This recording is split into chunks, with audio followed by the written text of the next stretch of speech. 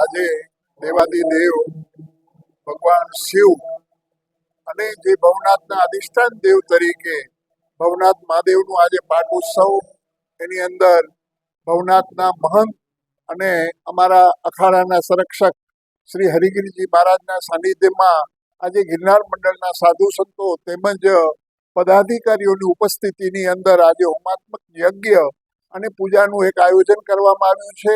અને આજે અમે ભવનાથ દાદા પાસે એક વિશેષ પૂજા રાખી છે.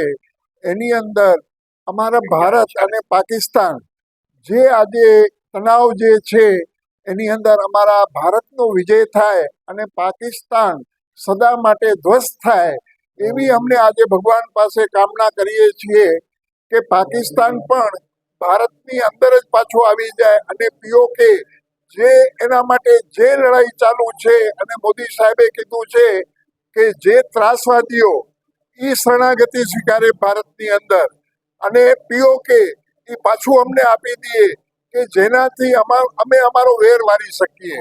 કેમ કે જિંદગીની અંદર પાકિસ્તાને સદા માટે ભારતને દુઃખ જ દીધું છે. અને આજે ભવનાથ દાદા પાસે એ જ પ્રાર્થના કરીએ કે પાકિસ્તાન એના નકશામાંથી ન રહેવું જોઈએ એવી પિનાકપાની શિવ પાસે અમે પ્રાર્થના કરશું. અસ્તુ ઓમ નમો નારાયણ. જય હિન્દ.